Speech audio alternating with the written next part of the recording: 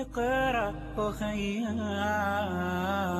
ورتل القرآن اصبح بصوتك اسمع الأكوان اقرأ كلام الله داوي نفوسنا لنحس في أعماقنا الإيمان من فؤاد كالحجارة قسوة.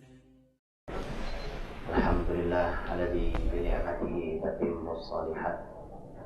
أشهد أن لا إله إلا الله وحده لا شريك له وأشهد أن محمدا عبده ورسوله. اللهم صل وسلم وبارك على محمد وعلى آله وصحبه أجمعين. يا أيها الذين آمنوا اتقوا الله وقولوا قولا سديدا يصلح لكم أعمالكم ويغفر لكم ذنوبكم ومن يطع الله ورسوله فقد فاز فوزا عظيما. أما بعد، Ustaz Syihab Hafizakumullah yang dirahmati Allah SWT, yang alhamdulillah yang saya cintai karena Allah, para ustaz-ustazah yang lain, juga ibu-ibu semuanya yang mudah-mudahan selalu mendapatkan kucuran rahmat dari Allah Subhanahu wa Ta'ala untuk kita, berikut untuk seluruh keluarga kita. Alhamdulillah, saya diperkenankan Allah untuk bisa silaturahim di sini ke Pak Dr. Kunjung, Ibu, serta keluarga besar dan Gus Kaliman. Alhamdulillah, sudah lama saya sebenarnya diajak ke sini, cuma baru berkesempatan hari ini. Alhamdulillah, mudah-mudahan jadi silaturahim yang diberkahi Allah Subhanahu wa Ta'ala.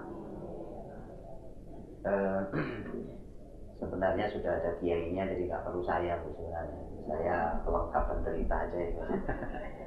Saya melengkapi saja apa yang beliau sampaikan tadi. Jadi saya bicaranya pakai bahasa Indonesia aja gitu. Saya kalau ngomong bahasa Jawa takutnya nggak sopan ya. Saya ini orang Jawa Timuran, jadi kalau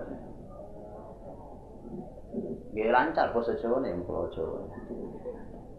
Jadi, Bapak Ibu rahmati Allah SWT, hasil berbincang dengan Bu Tunjung kemarin malam bahwa materi yang mau disampaikan tentang, karena saya bercerita tentang keseharian Nabi Shallallahu Alaihi Wasallam, kita ingin mengetahui, ingin memotret Nabi 24 jam tuh ngapain aja, urutan hidupnya itu kayak apa gitu.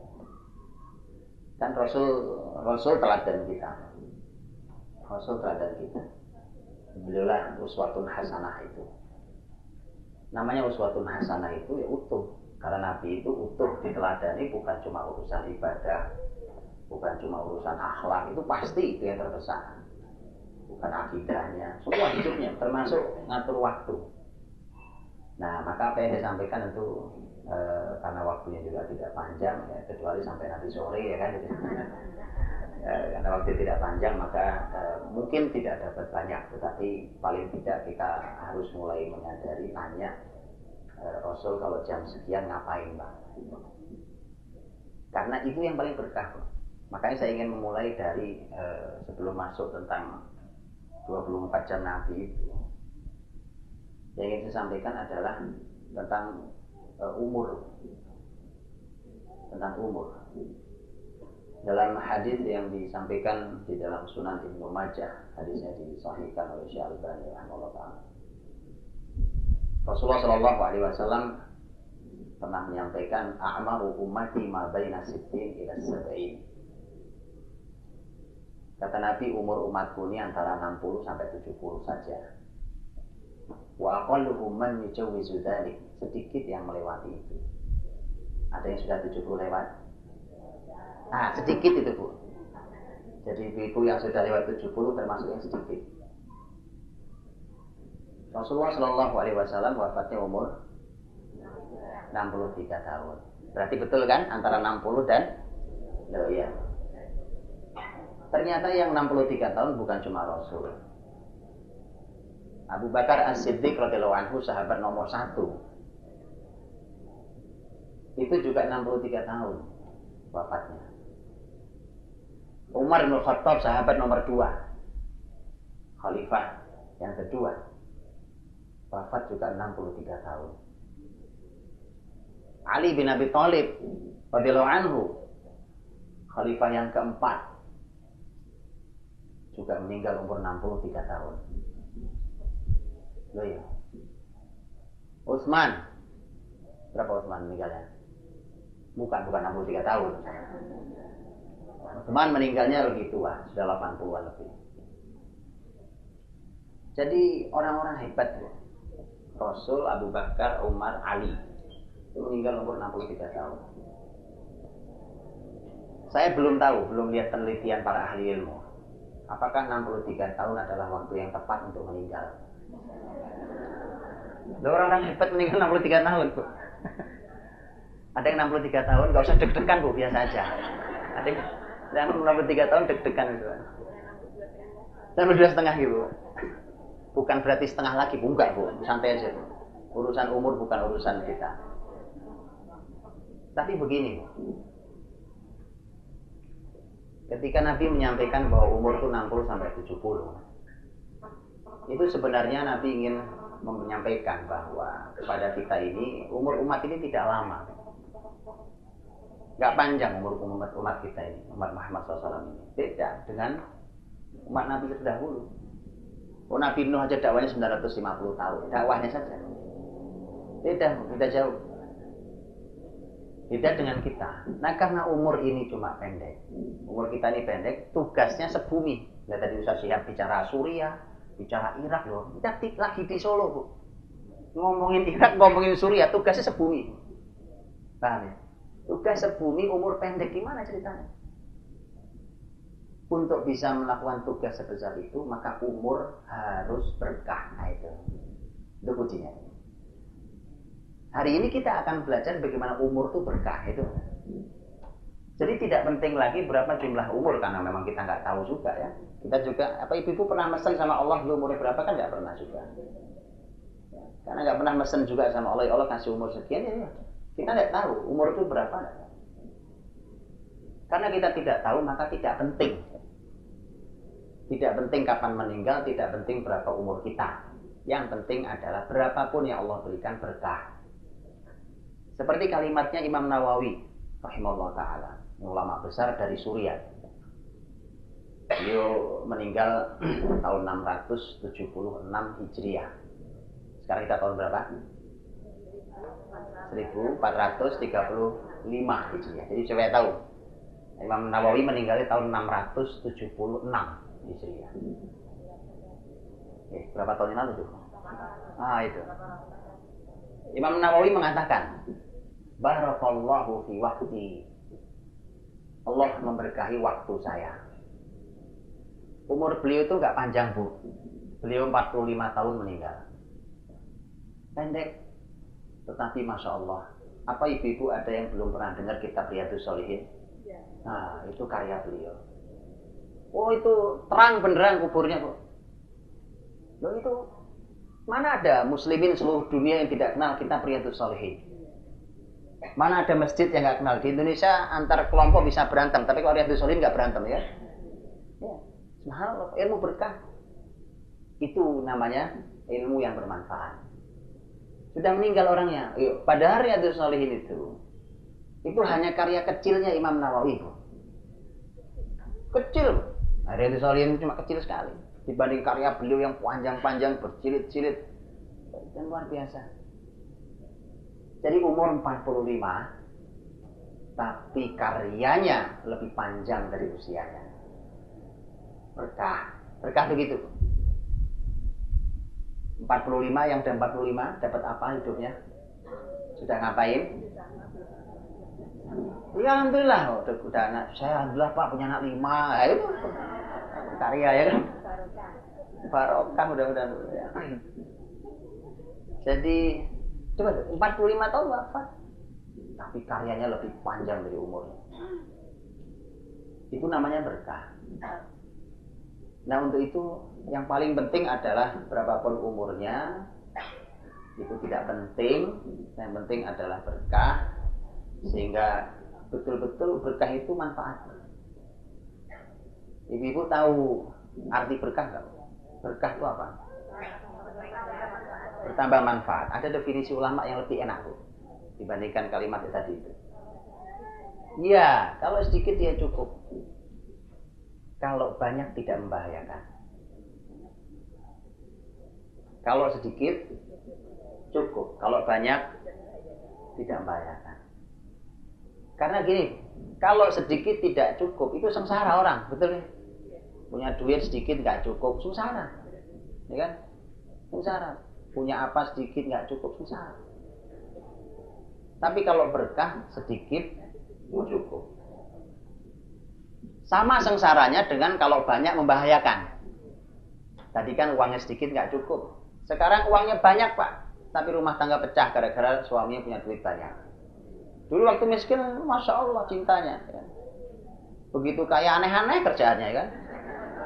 Berarti banyak membahayakan. Kalau berkah banyak tidak membahayakan.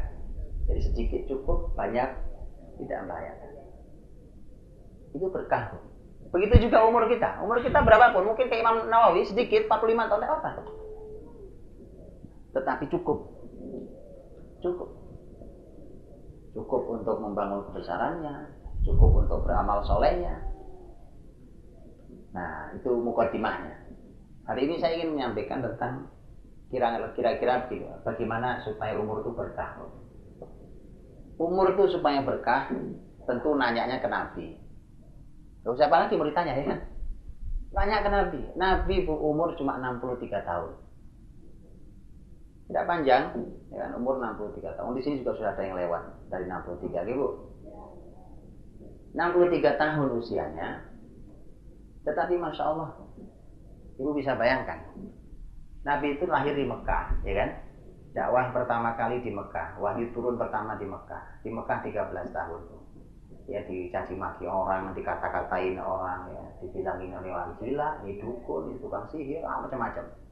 Habis itu dilempari di Taif, lagi sholat dicekek sama orang, lagi sujud ditimpa kotoran isi perut onta. Masya Allah. Sampai putri beliau lihat Nabi kepalanya penuh dengan pasir, dibersihin, Fatimah sambil nangis. Gitu. Jadi sebegitu perjuangan Nabi SAW. Nah diterima, dakwahnya diterima. Ini ngaji yang dengerin banyak, Masya Allah. Oh iya, Nabi dulu nggak begini. 1, 2 ditelateni sama Nabi. Tapi lihat, beliau wafat di usia 63 tahun. Begitu beliau wafat, seluruh jazirah Arab sudah mendapat hidayah. Tahu jazirah Arab hari ini kurang lebih 7 negara. 7 negara. Seluruh jazirah Arab sudah masuk Islam. Dan hari ini sudah berapa orang yang tobat gara-gara kita? Ibu sudah mengislamkan orang? Gara-gara ngobrol sama ibu terus masuk Islam gitu?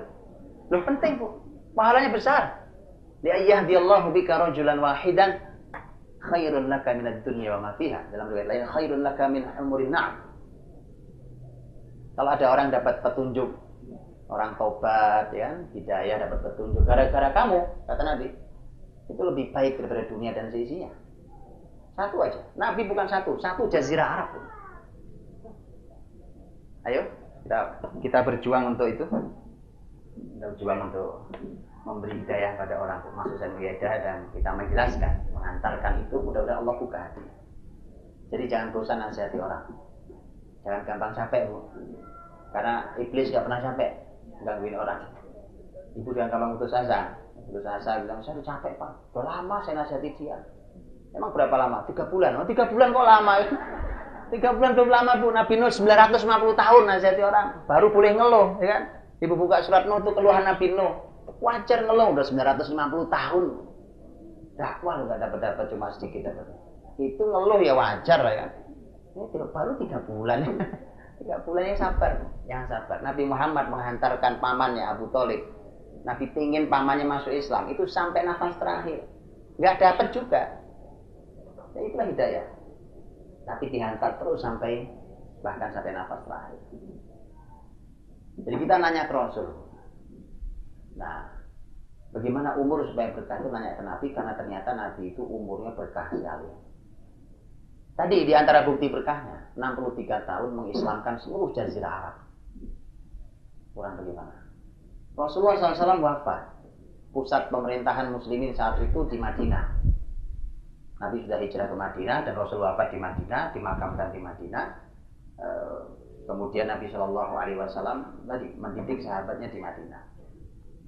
Begitu Rasul wafat, Madinah itu pusat bahwa bumi ini mau perlu ahli apa Madinah punya. Itu sekolahnya kalau ke Nabi begitu. Mau ahli apa punya. Saya kasih contoh yang paling supaya kita lihat. Orang Arab itu kan nggak akrab air. Benar ya, Bu? Benar nggak? Nah, padang pasir kok. Ya. Makanya kalau Umar mengatakan ajari anakmu berenang gitu ya, berenang di mana? Wong Umar dulu di padang pasir, berenang pasir. Tapi itu hebatnya Islam. Karena Islam bukan hanya untuk Arab yang padang pasir. Ini negeri yang sering banjir nih. Ya kan? Untuk ini juga. Makanya suruh berenang kita. Ya. Itu hebat. Kalau kita yang bicara nggak aneh, Bu. Ya, ajari anakmu berenang kenapa sering banjir. Nah, itu wajar. Lah Umar pasir kok. Pasir. Padang pasir. Jadi orang Arab itu tidak akrab air karena jarang turun hujan. Kadang-kadang tidak hujan kalau nggak diistisqoi itu nggak hujan. Ya, nggak sholat istisqa nggak hujan.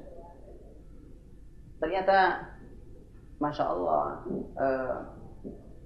apa yang dilakukan oleh muslimin, Rasulullah Shallallahu Alaihi Wasallam ketika mendidik para sahabat, ya, itu hebatnya luar biasa.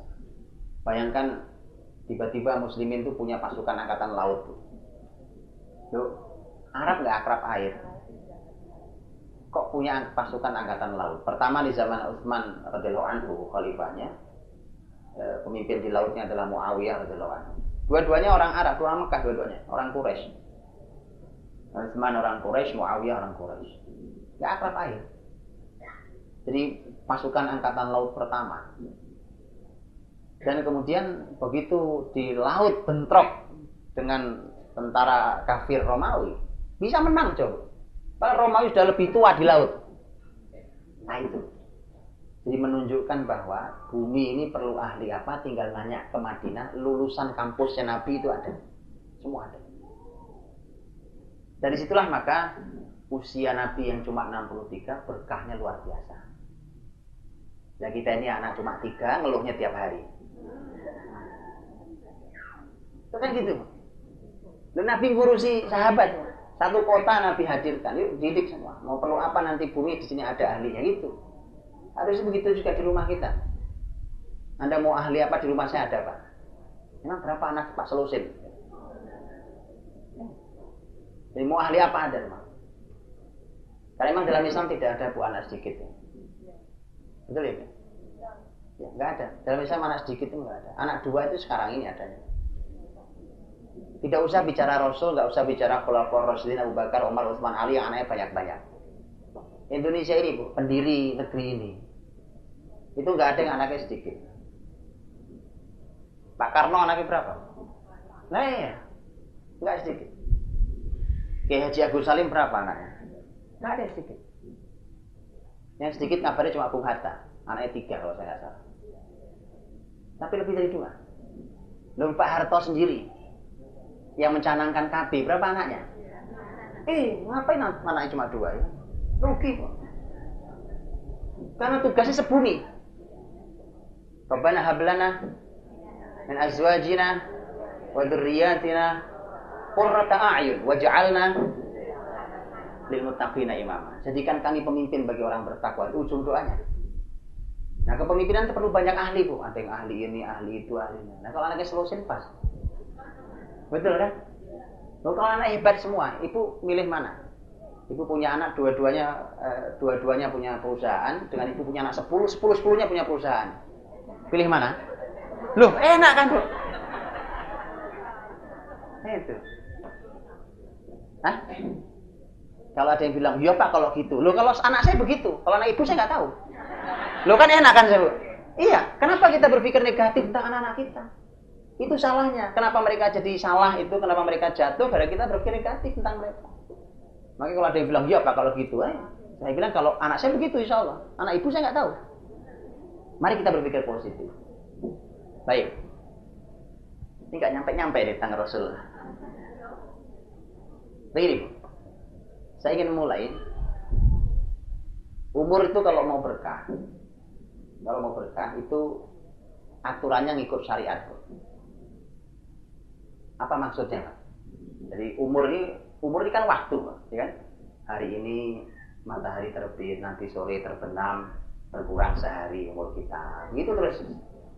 Imam Al-Hasan Al-Basri mengatakan, "Innama antal ayyam." Kalian ini kan hanya susunan hari-hari. Kita ini susunan hari-hari, ya kan? Ya. Idza dhahaba ba'duha dhahaba ba'du. Kalau sebagian dari hari-hari berlalu, maka sebagian dari dirimu berlalu. Maksudnya apa? Kalau umur kita 63 tahun umpamanya, ya.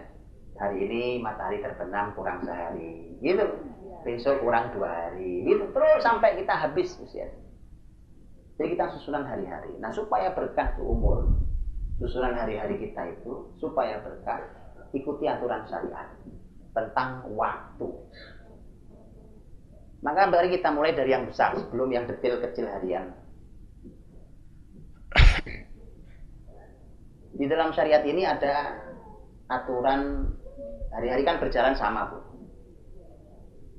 Saya mau tanya ke ibu-ibu, hari Senin sama Selasa bagusan mana? Sama, Selasa Rabu. Muharram sama Safar? Nggak tahu kan? Jawabannya kita tidak tahu. Itu yang benar. Jawabannya kita tidak tahu kecuali syariat memberitahu kita ini lebih baik dari yang kemarin. Ini ada utamanya. Ini ada istimewanya. Kalau di serungkur kita nggak tahu. Hari ini sama kemarin bagusan mana, nggak tahu kita. Kita tidak tahu. Nah, makanya Islam memberikan aturan. Dalam aturan hari-hari, Bu, dalam Islam mohon ditaati. Karena kalau ditaati umur jadi berkah. Ada hari-hari berjalan biasa, ya biasa kayak hari-hari yang lain. Makanya nggak usah ngeyel macam-macam, ya kan. Orang sampai susah, Bu, kadang-kadang kalau apalagi di kota besar kayak kami gitu, kadang-kadang ini saking orang ngotot, Bu, nikahin anaknya hari kerja. Ya kan mereka susah yang mereka kerja, Bu. Gimana? Jakarta macetnya nggak ketulungan, Bu. Kalau macet tuh nggak kayak Solo. Macet berhenti, stuck berhenti, udah berhenti aja atau diem aja, nunggu nasib. Segerak-geraknya, betul. Ntar gerak sebentar, nunggu lagi, diem lagi. Ya. Gara-garanya apa? Nikahin anak di hari kerja. Gara-garanya nyari hari baik. Dihitung wetone, Bu. Apa ini? Tidak usah melakukan hal-hal. Ini kan tentang masalah umur nih. Hari. Anda sok tahu. Tidak usah sok tahu. Syariat ini punya aturan. Kalau mau berkah itu ikuti saja aturan syariat ini. Tidak usah macam-macam. Syariat ini punya aturan. Kita ini punya waktu, Bu. Oleh Allah kalau kita hitung, umpamanya kita hitung yang tahunan. Hitungnya pakai tahunan. Ada hari-hari istimewa yang datangnya setahun sekali. Betul ya? Apa contohnya? Hah? Satu hari. Idul Fitri. Idul Adha. Terus setahun satu kali. Hah? Arafah. Terus masih ada Asyura tanggal berapa, Bu? 10 apa? Muharram. Terus Jumat banyak, Bu. Nggih, ini setahun sekali. Sehari sekali. Baik. Jadi mohon ditaati. Itu hari-hari yang Allah dan Rasulnya sebutkan tuh mohon ditaati. Ditaati karena itu hari disebut oleh syariat Islam hari yang baik. hari yang istimewa, Islam memberikan panduan bagaimana cara mengisi hari itu. Nah, saya kasih contoh. Kalau datang hari Arafah, tanggal 9 Dzulhijjah, apa kalimat Rasul? Shaum yaum Arafah. Ya, yukaffir as-sanatal madiyah wal hadirah. Kata Nabi SAW, puasa hari Arafah. Nah, berarti harus puasa. Sunnah, memang sunnah. Enggak puasa juga enggak apa-apa. Tapi rugi besar. Ya, kalau umur mau berkah begitu. Bayangkan dengan puasa sehari menghapus dosa setahun yang lalu dan setahun yang akan datang.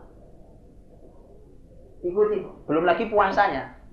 Untuk urusan sehat tanya Bu Dokter, Pak Dokter, ya kan? Untuk kesehatan, Masya Allah. Itu tidak ada aturan. Sebenarnya saya ada ingin, Bu, kalau ibu-ibu yang dokter atau ada punya putra-putri dokter, saya ingin ada yang meneliti bahwa mengapa Islam merangkai hari-hari istimewa untuk puasa itu, dan tolong dikaji dari sisi kesehatan. Umpamanya kenapa yang tanggal 9 Dzulhijjah ketemu kemudian jadi Arafah. Nanti masuk selesai Dzulhijjah kan Muharram. Muharram ada Tasu'a, ada Asyura, belum yang Senin, Kamis, apa segala macam, itu kan susunan hari. Mungkin ini sebuah rumus mungkin itu. Nah, tolong diteliti oleh para ahli. Ini rangkaian ini menjadi apa sebenarnya? Ini kalau sesuai dengan apa? Fisik kita ini, ya. Itu kalau diuji jadinya kayak apa itu? Hasilnya sudah apa gitu? Silakan, itu ilmuwan muslim perlu hadir di situ. Karena pasti istimewa. Baik. Jadi ada yang memang cuma sehari dalam setahun. Berikut ada panduannya. Apa yang harus dilakukan di hari istimewa itu? Umpamanya Idul Fitri. Ya, kalau Idul Fitri ngapain itu? Sholat Id, terus dalam makan zakat. Ya, kalau yang bagian pas zakat ya keluarin zakatnya, ya kan? Oke. Zakat fitrah sebelum selesai sholat itu. Terus apalagi? Oh, Idul Fitri ngapain sih? Ada panduannya dalam Islam. Apa, Bu? Ngapain dulu? Hah?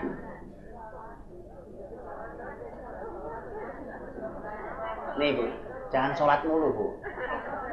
Ini betul, jangan sholat terus. Sholat itu kata Allah berat. Wa innaha lakabiratun illa 'alal khashiyin. Al-Qur'an yang bicara, bukan saya. Sholat itu berat kecuali bagi yang khusyuk. Kalau yang khusyuk nikmat, bukan berat. Tapi kalau enggak, sholat lagi, ya kan? Iya.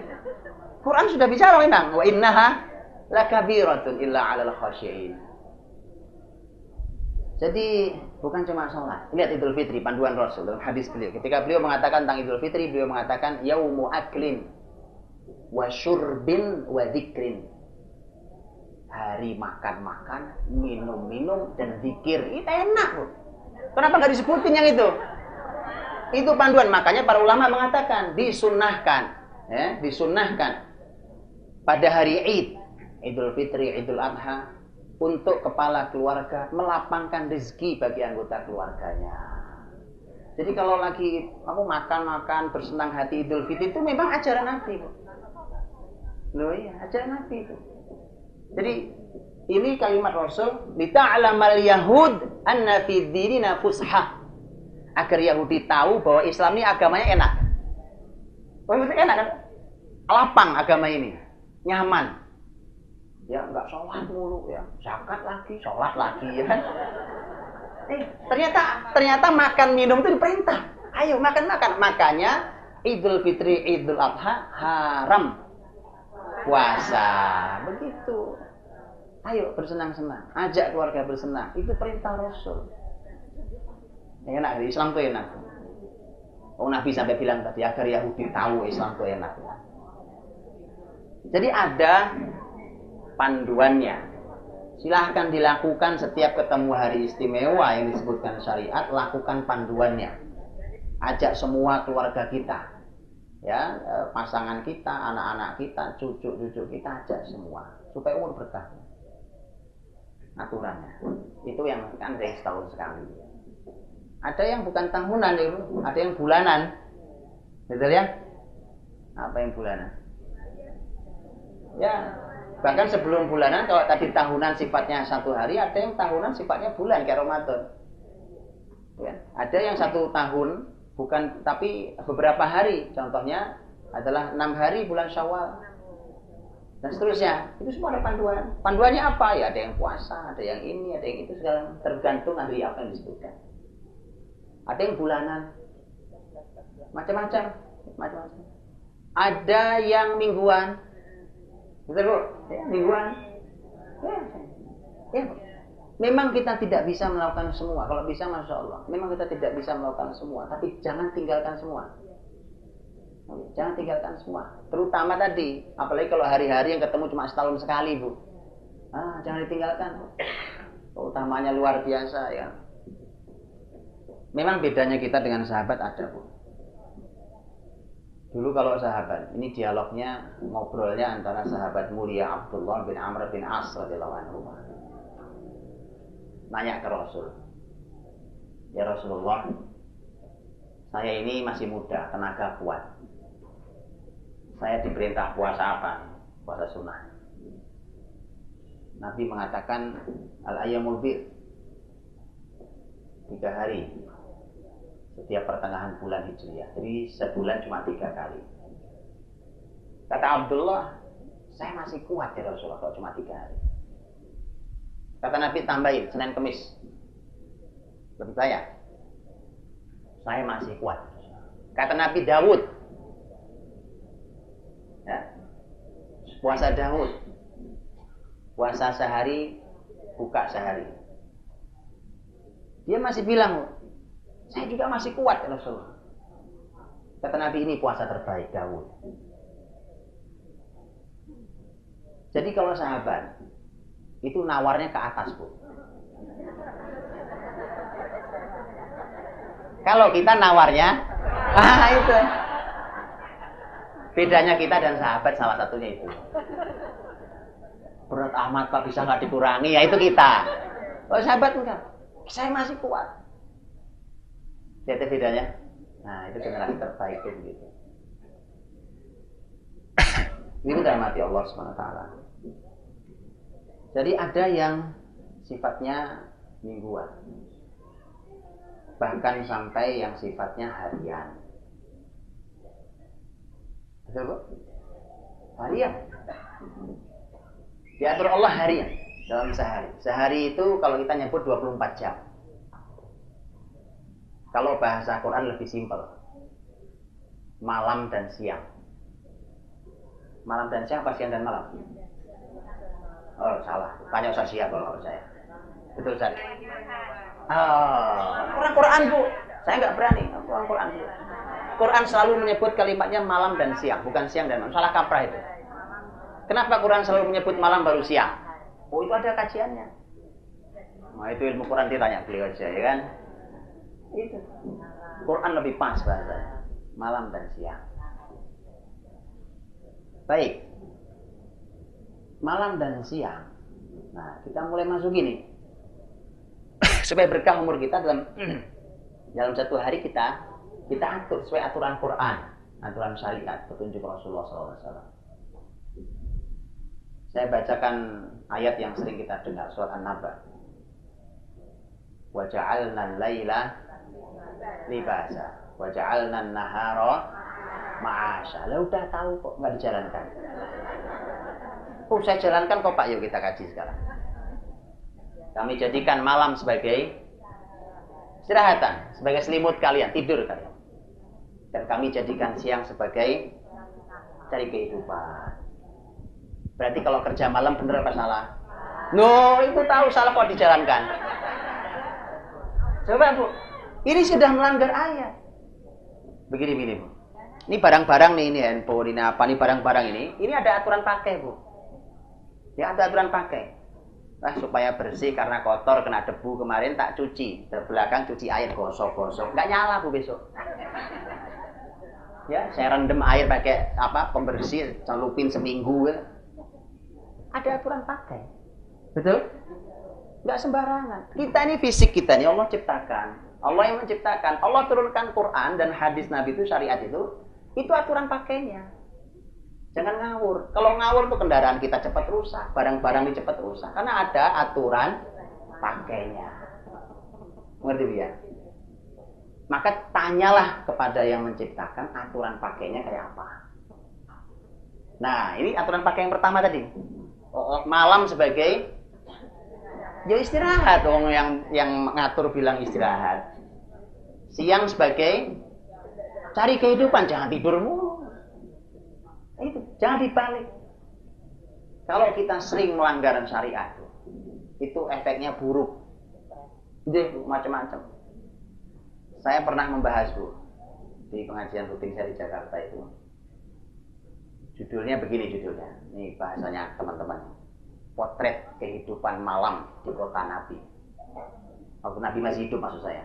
Jadi kita ingin memotret malam tuh kayak apa sih di kota yang mulia itu waktu Nabi masih ada. Gitu. Selesai saya menyampaikan ada bapak-bapak kakinya diseret tuh sudah jalannya karena bekas stroke. Terus beliau bilang, ya Allah Ustaz, kenapa saya baru dengar sekarang kajian ini? Emang kenapa Pak? Ini stroke ini kan gara-gara melanggar sama materi ini. Saya Ustaz, ini kata bapak itu, saya Ustaz, tidak pernah tidur di bawah jam 12. Padahal ya nggak ada kerjaan.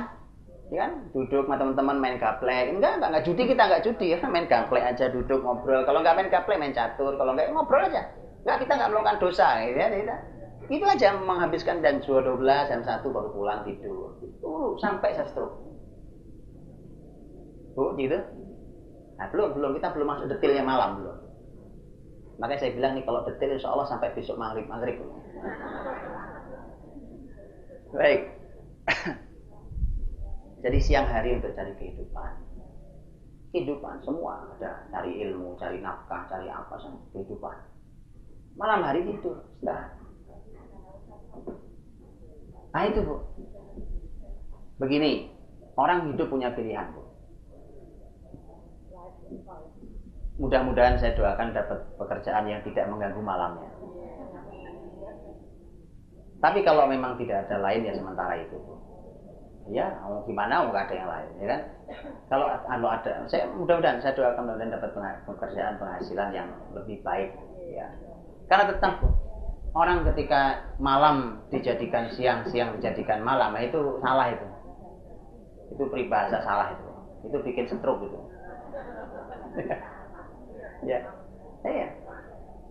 Baik, bimbing rahmati Allah Subhanahu wa taala. Karena Quran menyebut malam dulu, saya mulai dari malam dulu. Ya. Tapi mohon maaf saya sedikit-sedikit aja, Bu. Karena kalau detail nggak mungkin. Saya kasih contoh detail gini. Ini contoh detail, saya tidak mungkin menyebutkan satu-satu karena nggak cukup waktunya. Nabi SAW, ini contoh aja, Bu. Nabi itu kalau sudah sholat subuh salam, sholat subuh itu salam, assalamualaikum warahmatullahi wabarakatuh. Saya mencoba mengumpulkan dari riwayat-riwayat para sahabat apa sih yang dilakukan Nabi dari mulai selesai sholat subuh sampai terbit matahari. Saya temukan kurang lebih 11 poin. Nah kan nggak mungkin saya sebutin satu-satu. Gitu ya. Itu baru yang subuh sampai terbit matahari. Nah, belum lanjutnya. Panjang 24 jam mau gimana? Ya, ngajinya 2 jam kan nggak mungkin 24 jam kan? Saya sebutkan global saja nanti. Saya mulai dari malam aja Bu, karena Allah memulai kalimatnya dengan malam. Bicara tentang malam, karena malam itu konsep aslinya adalah istirahat. Ya udah istirahat. Makanya Nabi itu kalau sudah selesai sholat isya tidur. Aisyah radhiyallahu anha, istri Nabi, ini yang memberitahukan ini kepada kita. Urwah bin Zubair. Urwah bin Zubair ini adalah keponakannya Aisyah. Ini ponakannya Aisyah, anaknya Asma. Asma sama Aisyah sama-sama anaknya Abu Bakar, satu bapak beda ibu. Ya. Jadi ini ponakannya Aisyah, Urwah. Suatu hari Urwah datang ke Aisyah bawa temannya. Waktu itu Rasul sudah wafat. Selesai sholat isya, namanya masih muda, Bu. Urwah ngobrol sama temennya. Ya, ngobrol, berbincang. Habis sholat Isya di Masjid Nabawi. Kemudian ternyata dimarahin sekelas. Dimarahi oleh Aisyah. Urwah dimarahi. Kata Aisyah radhiyallahu anha, Urwah, tidak begitu cara Nabi menghabiskan malam. Nabi tidak suka tidur sebelum Isya, tapi Nabi tidak suka melek setelah Isya. Ini konsep, tolong diterapkan. Ya, Nabi tidak suka tidur sebelum Isya, dan Nabi tidak suka. Nah, jadi nggak ada begadang malam. Mumpung libur, Pak, nggak ada cerita. Tidur. TV lagi bagus acaranya, Pak, ya kan? Nggak ada cerita Pak tidur. Hanya satu pengecualiannya, kata Aisyah, kecuali ada urusan muslimin. Nah, itu loh cerita. Tapi kalau kecuali itu nggak sering-sering, Bu. Namanya kecuali. Betul ya? Kalau sering-sering bukan kecuali, itu tiap hari namanya. Rutinitas. Kecuali ada urusan muslimin yang harus diselesaikan. Oke. Jadi ibu tahu sekarang Rasul tidurnya kapan? Setelah Isya. Isya jam berapa di sini?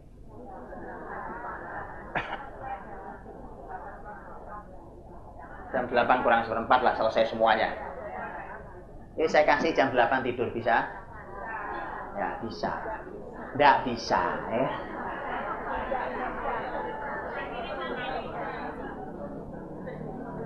Kalau ibu-ibu yang sudah sepuh, nggak heran saya, Bu. Tapi anak muda kalau bisa hebat.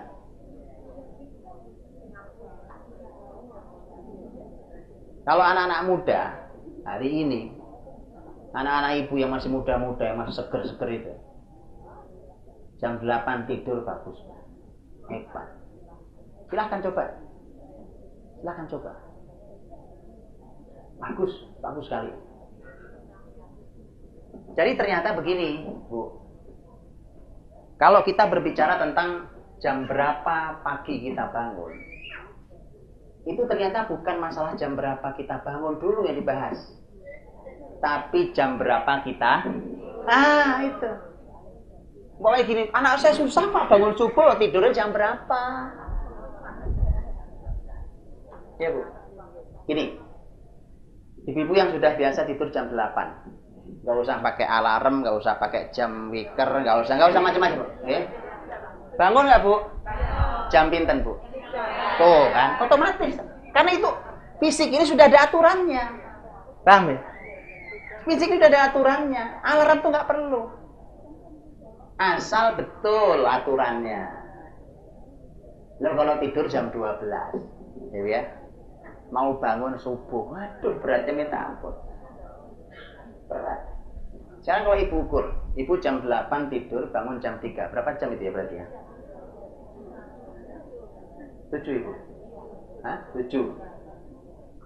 7 jam. 7 jam ya? Oke. Bangun jam 3. Seger apa ngantuk? Seger. Oke, sekarang ibu tidur jam 12. Tidurnya 7 jam juga. Oke? Umpamanya nih saya contoh. Ibu bangun, lemes apa seger? Itu beda. Padahal sama-sama. Itulah bedanya, Bu. Syariat ini di situ indahnya. Allah Maha tahu fisik ini kapan harus diistirahatkan. Tidurnya sama 7 jam, bahkan bisa lebih. Tapi ente bangun lemes. Ibu bangun bayangkan jam 3, orang masih ngorok-ngorok, malah ada yang baru tidur kemarin. Ya kan? Baru ini enggak bangun, seger. Itulah mengapa Rasul memberikan panduan tentang sholat tahajud. Bahwa sholat tahajud itu tidak boleh dilakukan kalau ngantuk. Betul? Dan terus ngapa ngantuk sholat tahajud? Kata Nabi kalau ngantuk tidur, bukan tahajud. Kalau ada yang tahajud sambil ngantuk itu salah. Lalu Nabi yang bilang. Nabi SAW pernah di Masjid Nabawi menjumpai ada tali, Bu. Tali mengikat 2 tiang begini. Senderan sahabat. Kata Nabi, tali apa ini? Ini Rasulullah, ada sahabat yang kalau sholat malam itu kalau udah ngantuk nyender di tembok, di tali ini. Kata Nabi, lepas. Kalau ngantuk tidur, bukan sholat. Kalau ngantuk, nah. Jadi kalau kita maksa itu bangun malam ngantuk terus tahajud, enggak benar itu. Nabi itu tahajud mesti segar, bangun. Tapi Nabi bangun bukan jam 3. Jam berapa, Bu?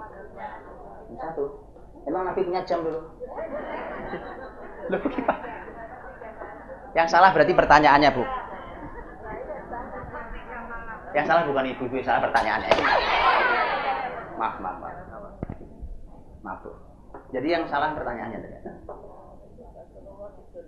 Ya, jadi Nabi SAW itu bangunnya tidak pakai ukuran jam hari ini. Jam itu kan perkiraan aja. Nabi bangunnya itu diatur oleh Quran. Quran yang mengatur bangunnya Nabi. Jadi bangun tidur Nabi itu sampai diatur oleh Quran. Coba, ya kan? Nabi itu hidup nggak semaunya sendiri, enggak.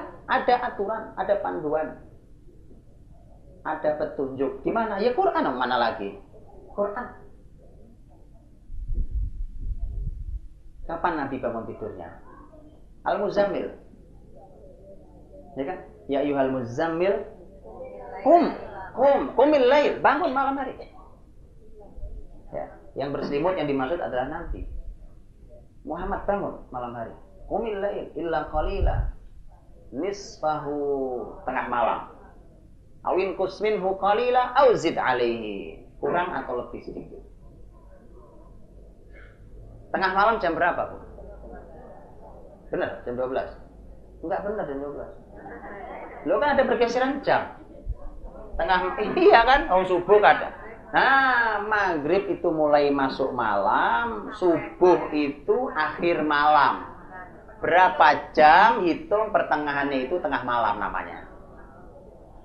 Kalau di Indonesia itu pergeserannya nggak jauh karena negeri tropis.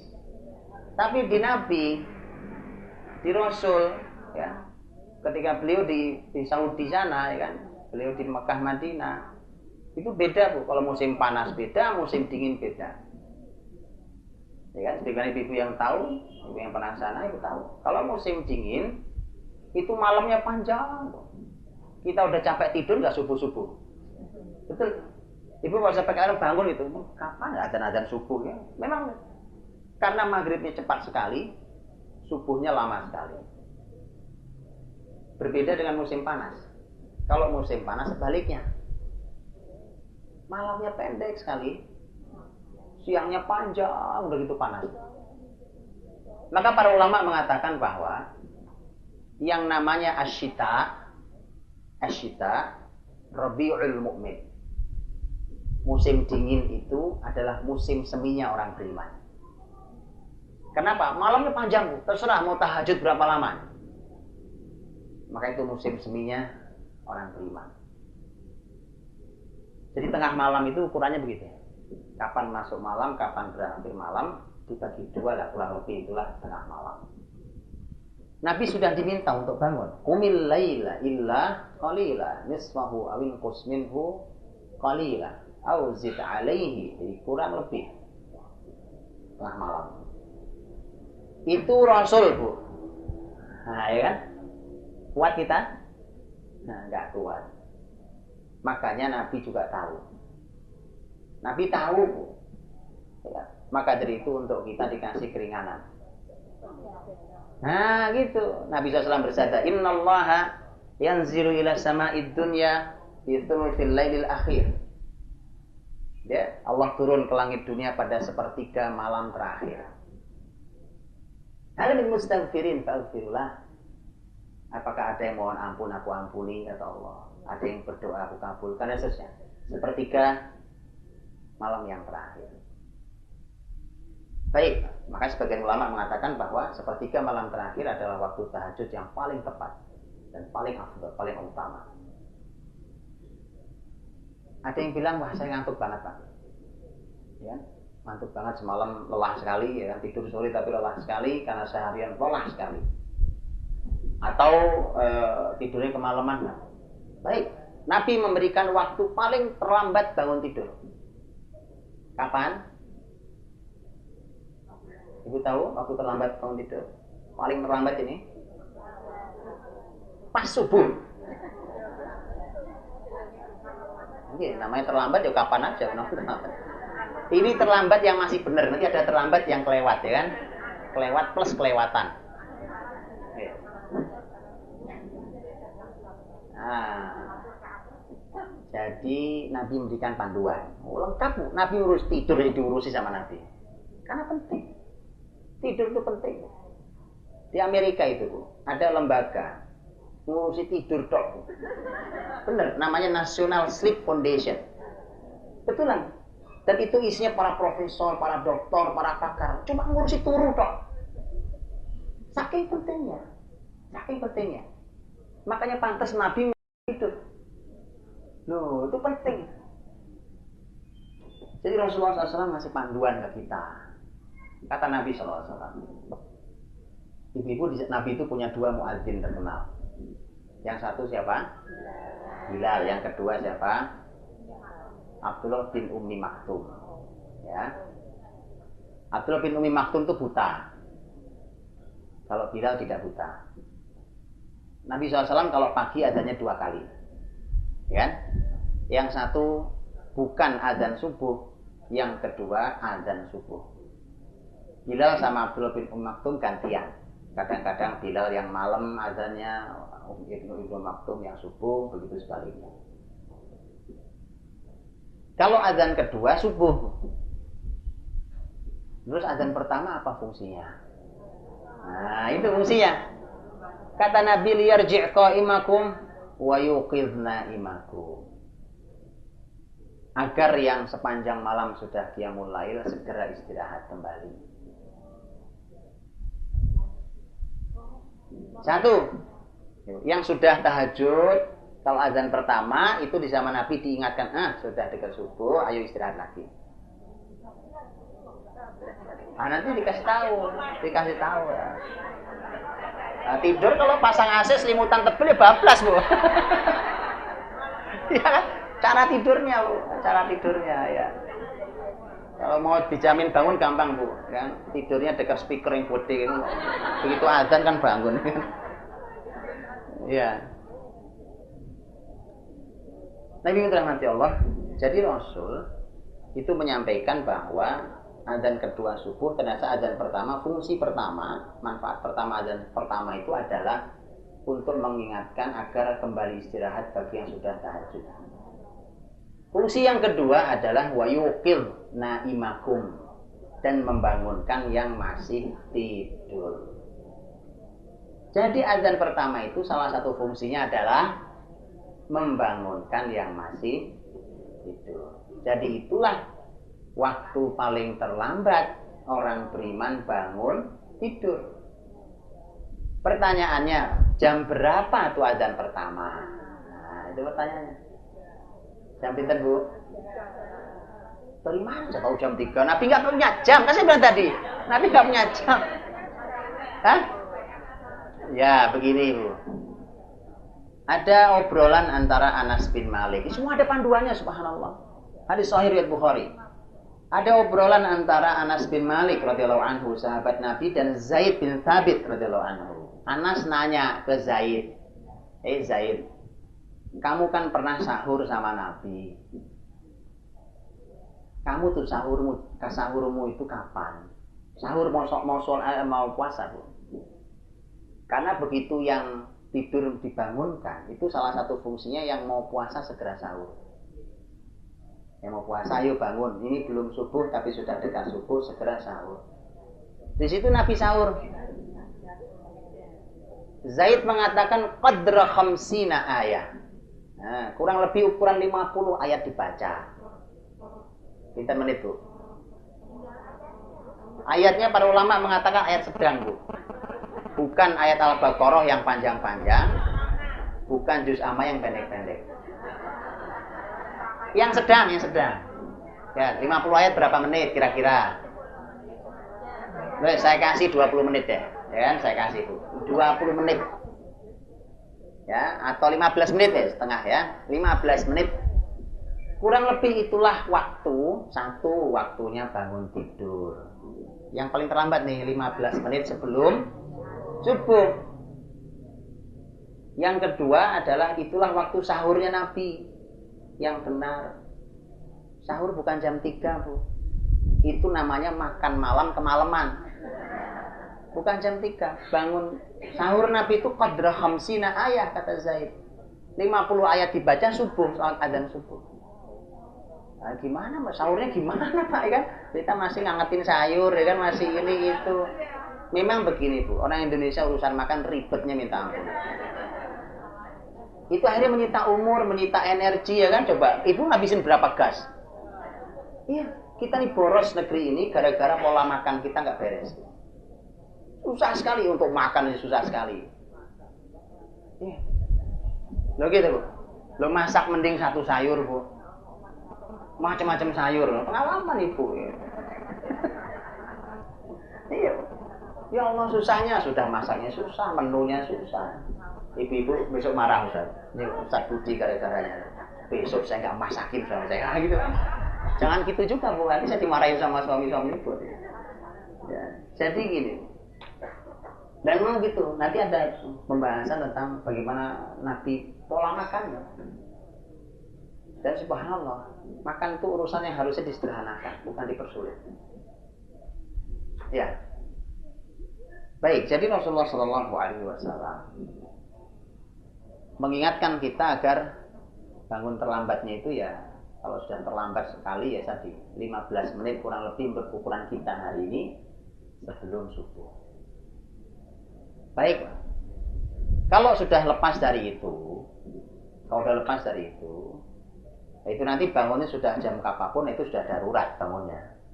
Sudah lelah sekali apa kemalaman terus 5:30 baru bangun. Itu darurat. Darurat itu masuk hukum darurat. Yang kalimat Nabi ya sudah kamu belum sholat toh, sholat di mana kamu bangun. Itu sudah darurat hukum. Tapi darurat kok tiap hari. Itu bukan darurat namanya. Kalau darurat itu nggak boleh tiap hari.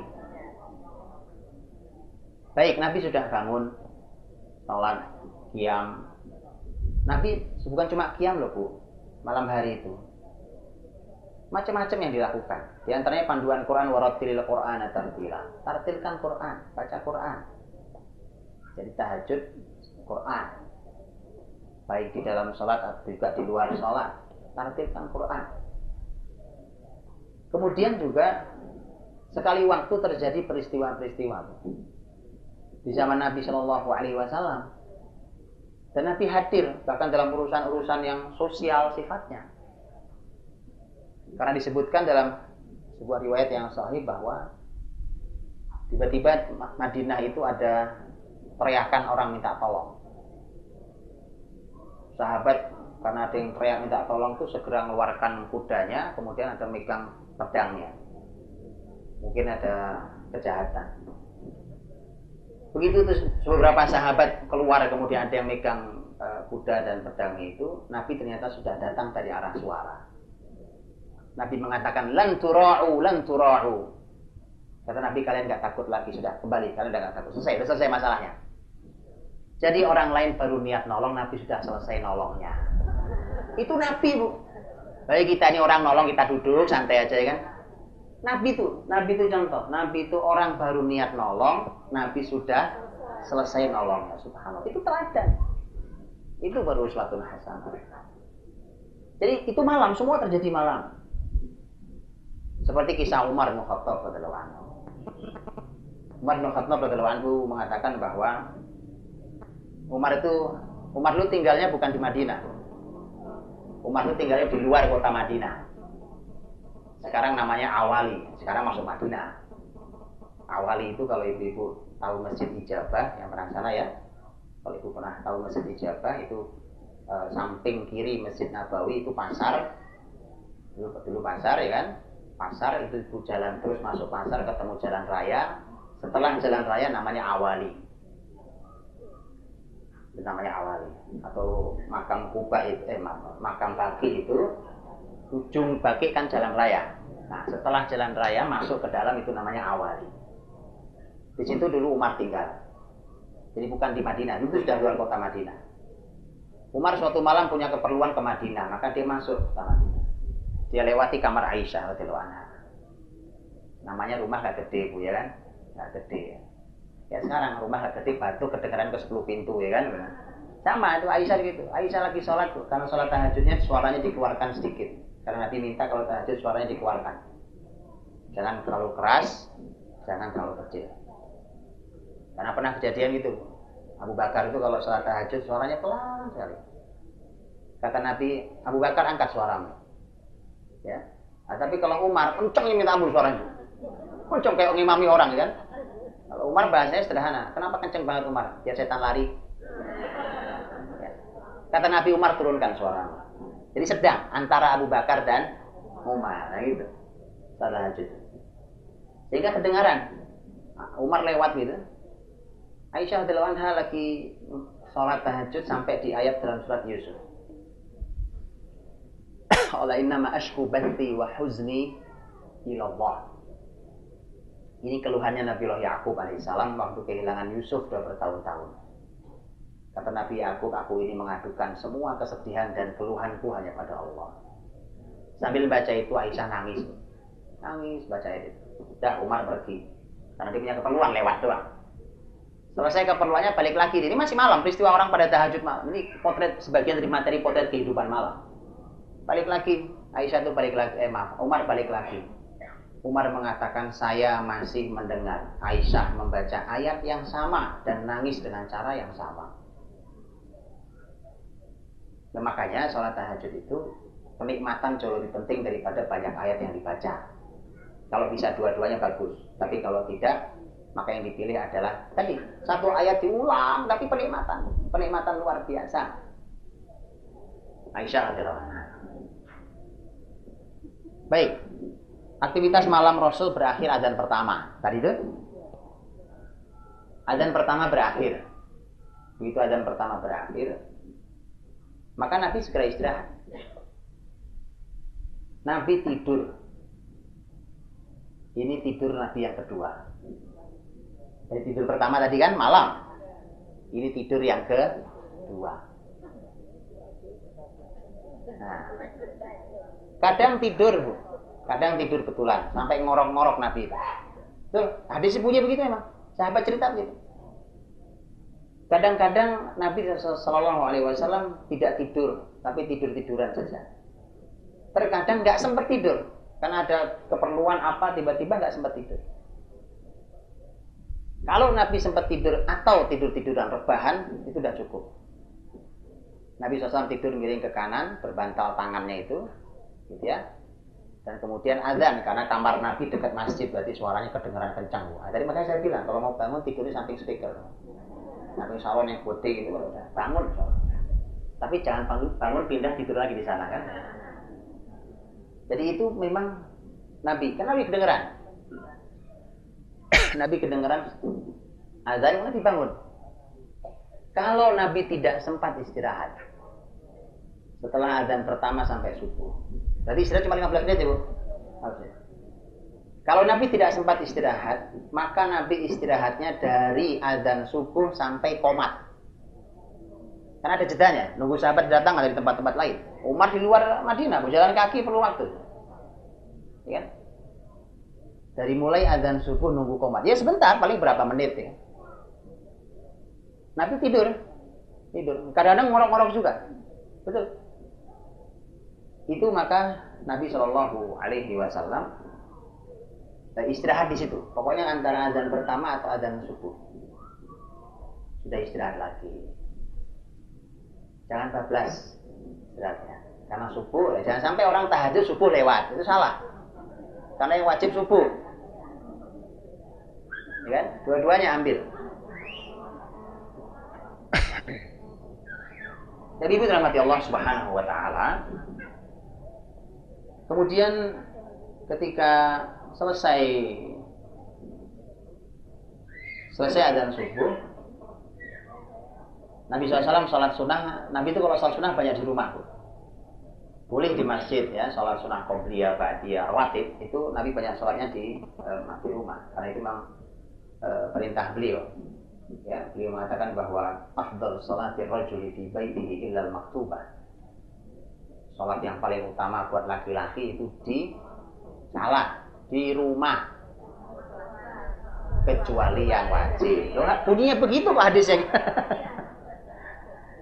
Nabi begitu. Afdal salatir rajuli fi baitihi illa al-maktubah. Jadi kecuali yang wajib laki-laki di rumah, di masjid, ya kan? Yang sisanya lebih utama di rumah. Kalau sholatnya memang bisa dilakukan di rumah, karena ada sholat sunnah yang nggak bisa dilakukan di rumah. Silakan ibu. Ya, di masjid kan nggak ada tahiyatul rumah, ya kan? Jadi bisa di masjid. Kalau sholat di rumah, nah kalau ada sholat di rumah, nanti biasanya Nabi keluar. Kalau sudah Nabi keluar baru qomat. Makanya ini juga aturan di masjid sebenarnya, tapi ini sebenarnya untuk bapak-bapak laki-laki, itu kan di rumah sholat utamanya. Ini sebenarnya aturan di masjid kita harus dirombak. Karena yang menentukan qomat itu bukan menit. Jadi kita menit sekarang, titit baru qomat. Itu nggak benar. Orang nggak kerasa punya imam. Dalam Islam yang menentukan Pak Imam. Nabi mengatakan, la taqumu hatta tarawni. Jangan kalian berdiri sampai melihat aku. Jadi Nabi sudah sholat sunnah di rumah, begitu Nabi datang gitu, kelihatan sahabat berdiri semua. Nah gitu. Jelas. Sekarang siapa imamnya jelas. Nah sekarang imam kita menitan itu. Jadi ibu-ibu yang suaminya takmir masjid tolong disampaikan ini. Ya. Karena yang benar adalah imamnya yang menentukan. Begitu imam kelihatan, qomat. Ibu pernah lihat Masjid Nabawi? Yang pernah Masjid Nabawi? Di Masjid Nabawi itu di shop pertama ada pintu. Ya, kalau kita ngadep ke kiblat, sebelah kanan mihrab, mihrabnya imam, sebelah kanan itu ada pintu. Itu kalau sudah adzan, pintu itu tidak boleh dipegang siapapun kecuali oleh imam. Karena begitu bunyi grek gitu, itu langsung qomat ya masalahnya. Karena yang keluar langsung imam itu, imamnya keluar, grek langsung qomat ya, karena kelihatan kan yang adzan kan di atas raudhah itu kan, grek. Nah itu imam keluar, dikawal dengan beberapa polisi, baru kemudian dia qomat. Itu yang benar. Begitu kelihatan imam jalan masuk mihrab, qomat. Bukan qomat dulu, baru bingung, Pak Imam maju.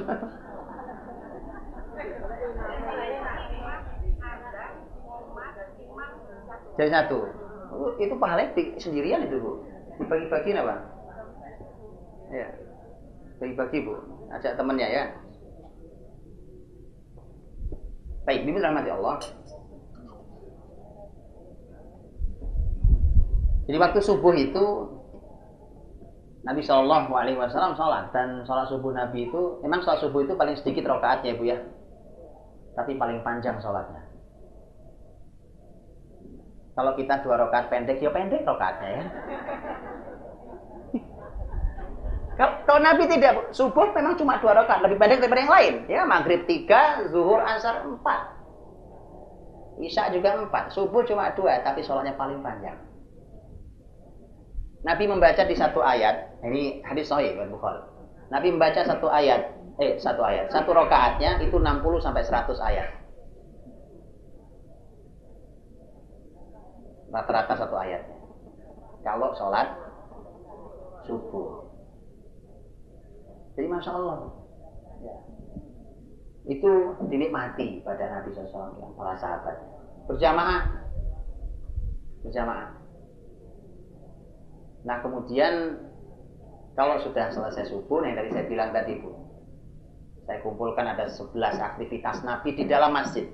Karena sahabat Nabi Jabir bin Samurah radhiyallahu anhu mengatakan, kana Nabi sallallahu alaihi wasallam idza shallal fajr jalasa fi musallahu hatta tatlu'a asy-syamsu hasana. Nabi kalau udah sholat subuh, Nabi duduk bertahan di tempat sholatnya itu sampai terbit matahari terang. Nah, keluar Nabi di masjid. Ya. Ya, silakan Bu, dicoba. Suaminya suruh nyobain. Mau berkah kan umurnya? Suruh nyobain Bu. Oh, kerja ya Pak, ya kan? Nah, silakan. Ya kalau nggak kerja, pas libur kalau nggak kerja.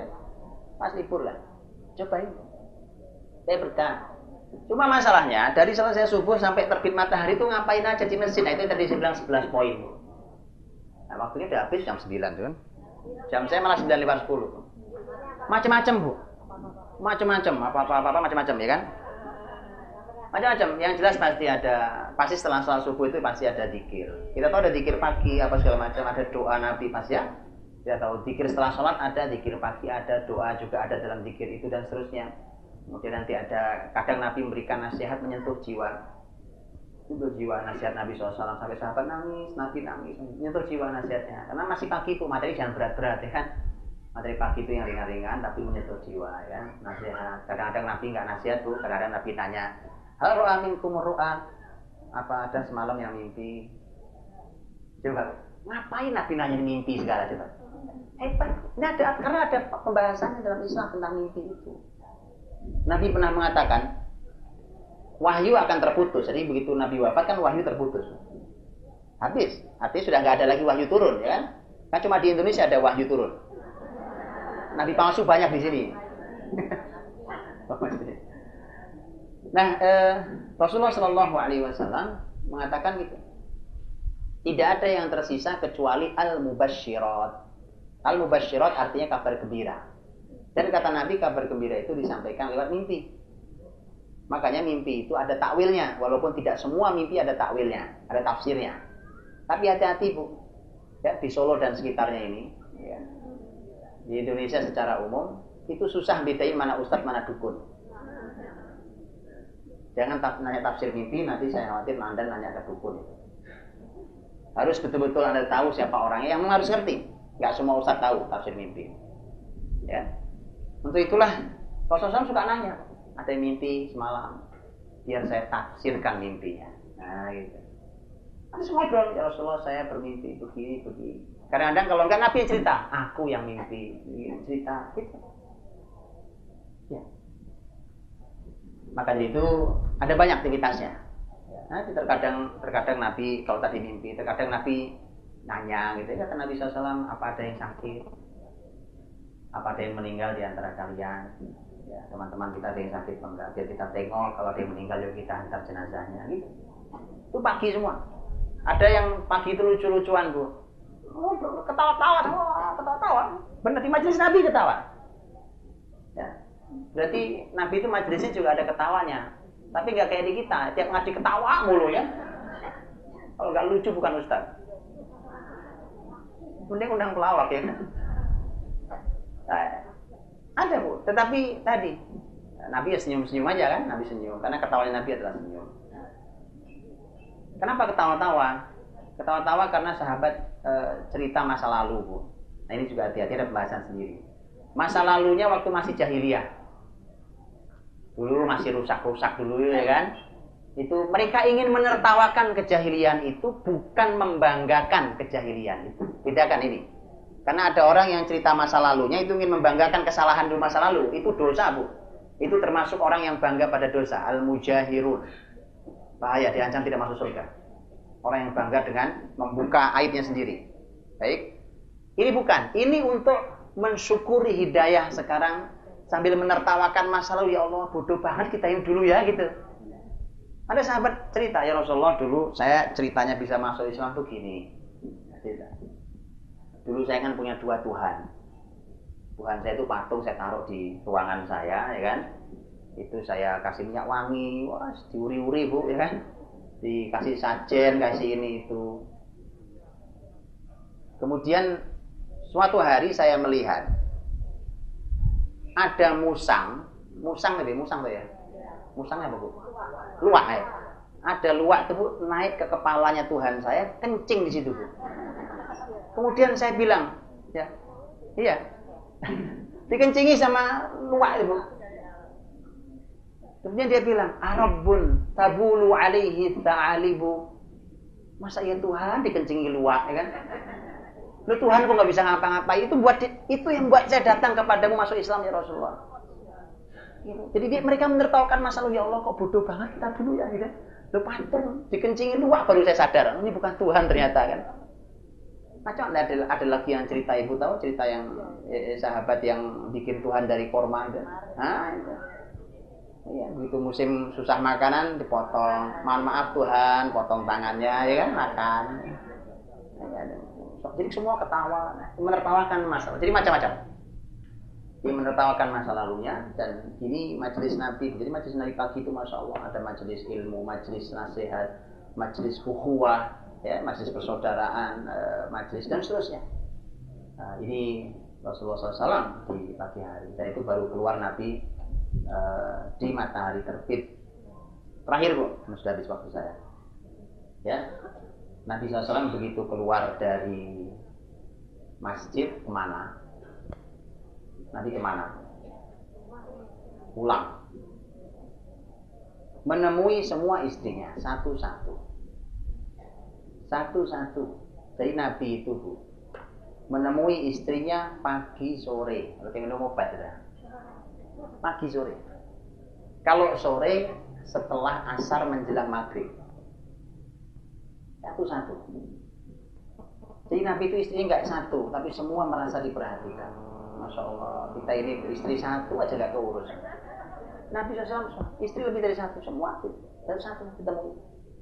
Nabi hadir sebagai laki-laki terbaik yang pernah ditemui oleh seorang wanita. Tahu ibu tahu laki-laki terbaik kayak apa kalau nemu ibu? Itu Rasul. Begitu Rasul Bu. Ada senyum, ada salam, ada tegur sapa yang indah, ada ilmu yang disampaikan, ada doa yang dipanjatkan, macam-macam. Ya. Dan seterusnya. Bahkan ada fisik yang dijaga saat bertemu. Dijaga, hati dijaga itu gitu. Nabi itu kalau ketemu istri semangat untuk membersihkan aroma mulutnya dengan bersiwak dan seterusnya. Jadi Nabi SAW membuka hari dengan menemui istri-istrinya. Dan sore hari ditutup juga dengan menemui istri-istrinya. Makanya istrinya senang tuh. Membuka hari dengan semangat, menutup hari dengan semangat. Begitu kan? Coba, di mana tuh nyari suami kayak gitu kan? Makanya ibu kalau mantu nanti tolong diperhatikan calon mantunya. Mantu kok asal cinta. Tolong perhatikan Bu. Ngerti ilmu enggak nih? Calon mantuku ya, ngerti ilmu enggak? Kalau enggak ngerti ilmu bahaya. Ya, itu aja Bu. Nanti enggak jadi nikah lima-lima. Baik, wallahualam bishawab. Mohon maaf dan kurangnya. Assalamualaikum warahmatullahi wabarakatuh.